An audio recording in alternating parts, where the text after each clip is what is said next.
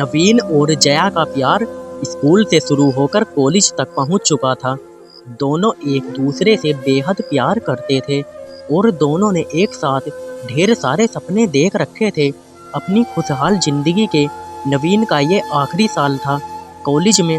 शाम को मिलने की बात कहकर जया ने फ़ोन काट दिया था। नवीन ने घड़ी देखी, अभी दिन के 3 बज रहे थे। वो जया से मिलने के लिए बेचैन हो रहा था। जया को अपनी बाहों में भर लेना और उसके बदन की वो मीठी सी खुशबू नवीन को बहुत अच्छी लगती थी। जया भी नवीन की बाहों में एक गुड़िया की तरह सिमट कर अपना सब कुछ भूल जाती थी। दोनों इसी तरह लिपट कर बिना कुछ कहे काफ़ी देर तक एक दूसरे की बाहों में खोए रहते थे। नवीन को उसी पल का इंतजार फिर से था। आज नवीन ने महसूस किया कि जया की आवाज़ में एक बेचैनी सी थी, शायद मुझसे मिलने की बेचैनी। नवीन ने मन ही मन में सोचा और मुस्कुराया। शाम होने को आई थी। अचानक नवीन के घर की घंटी बजी और इससे पहले कि नवीन दरवाजे तक पहुंचता, उसकी माँ ने दरवाज़ा खोला। जया ही थी। उसने नवीन की माँ को नमस्ते की और सीधे नवीन के कमरे की तरफ बढ़ गई। नवीन की माँ को उनके प्यार के बारे में पता था, इसलिए वो मुस्कुरा के रह गई। नवीन, मैं चाय बना रही हूँ, आके ले जाना थोड़ी देर में किचन से। नवीन की माँ ने वहीं से नवीन को कहा। अच्छा माँ, नवीन ने कमरे के भीतर से ही जवाब दिया। दरवाज़ा हल्का सा भेड़ कर नवीन ने जया को अपनी बाहों में ले लिया। जया के बदन की इसी खुशबू के लिए तो वो इंतज़ार कर रहा था अब तक। जया ने गुलाबी रंग का सलवार कुर्ता पहना हुआ था। ये रंग उसके गोरे बदन पे खूब फंसता था। नवीन की बाहों में सिमटी जया ने अचानक अपना सर नवीन की तरफ उठाया। नवीन का जैसे सीना फट गया हो जया की तरफ देखकर। जया की आंखों में आंसू की मोटी मोटी बूंदें थी। नवीन हक्का बक्का होकर समझ नहीं पाया कि अचानक से ये क्या हो गया। फिर उसने सबसे पहले जया के आंसू पोंछे। उसको फूलों जैसा कोमल चेहरा अपने दोनों हथेलियों के बीच लिए और पूछा, क्या हुआ जान, तुम रो क्यों रही हो बाबू? इतना सुनना था कि जया जैसे और टूट गई और बिना आवाज़ के वो और रोने लगी। उसकी आंखों से निकलते आंसू नवीन का सीना जैसे फाड़ दे रहे थे।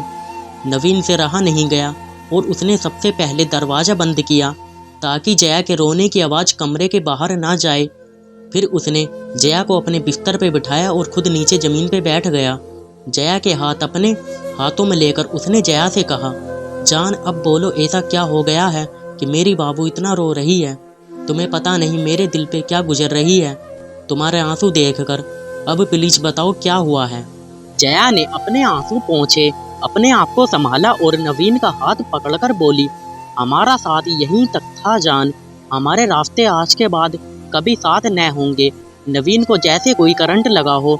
उसने जया के हाथ को कस के दबाया और चीखा, क्या पागलों जैसी बातें कर रही हो? होश में तो हो तुम बाबू? जया की आंखों से फिर से आंसू टपकने लगे। उसने नवीन को अपने पास बिस्तर पे बिठाया और उसका हाथ पकड़कर बोली, जान तुम्हारी बाबू अब किसी और की पत्नी बनने जा रही है। पिताजी आज ही मेरा रिश्ता तय करके घर लौटे हैं और घर में सब बहुत खुश हैं। नवीन पागलों की तरह उसकी तरफ देखकर जया की बातें सुन रहा था।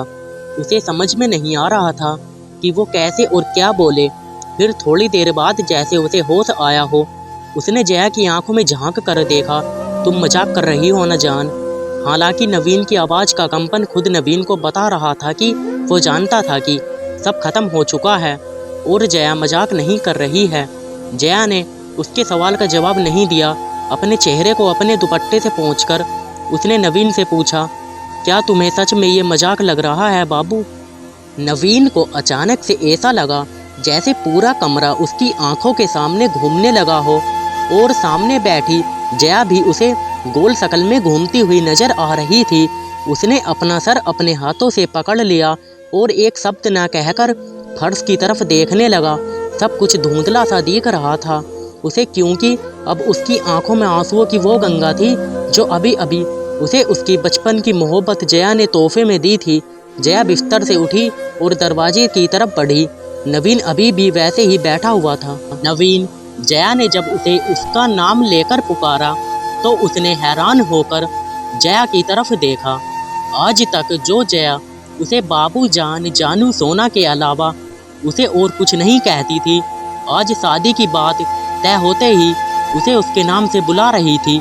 अचानक जैसे नवीन को होश आया हो, उसके चेहरे पे आंसुओं को साफ देखा जा सकता था। उसके होठों पे एक दर्द भरी मुस्कुराहट थी।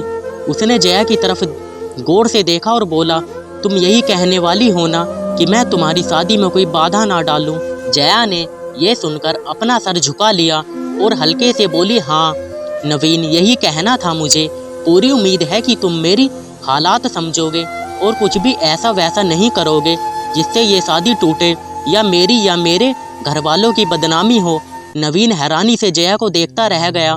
ये था उसके बचपन का प्यार, जिसे ये तक पता नहीं था कि वो ऐसा कुछ करने की सोच भी नहीं सकता जिससे जया या उसके घर वालों का कोई नुकसान हो। क्या इतना ही जानती थी जया उसे?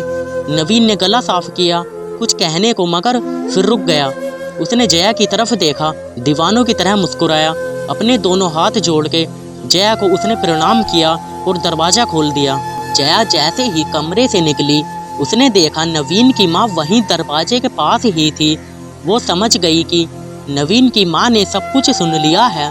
अपना सर झुकाकर जया वहाँ से चली गई। नवीन के माँ नवीन के कमरे में चाय रख दी। उन्होंने नवीन की तरफ देखा। नवीन जैसे शून्य की तरफ देख रहा था। उसकी माँ बेटे का दर्द देख न पाई और बिना कुछ कहे कमरे से निकल गई। नवीन की जैसे चेतना वापस आई हो। उसने चाय के कप को देखा। चाय से निकलती भाप उसे अपने जख्मी दिल के धुएं की तरह लगी। उसे जया का चेहरा याद आया। उसके आंसू अब उसे नकली से दिख रहे थे और जया के चेहरे पे शादी तय हो जाने की खुशी अब वो याद कर पा रहा था। नवीन का सिर्फ दिल ही नहीं, भरोसा भी टूटा था। उसने बाहर देखा, अंधेरा बढ़ने लगा था, बाहर भी और उसकी ज़िंदगी में भी। नवीन की आंखों में आंसुओं का नया समंदर फिर से दस्तक दे रहा था। मेरा वीडियो आपको थोड़ा भी अच्छा लगा हो तो चैनल को सब्सक्राइब कर लेना और वीडियो को लाइक कर देना और बेल आइकन को ऑल पे प्रेस कर देना दोस्तों। इससे आपको ये फ़ायदा होगा, जब भी मैं कोई न्यू वीडियो अपलोड करूँगा उस वीडियो का नोटिफिकेशन सबसे पहले आपको मिलेगा। Thanks for watching.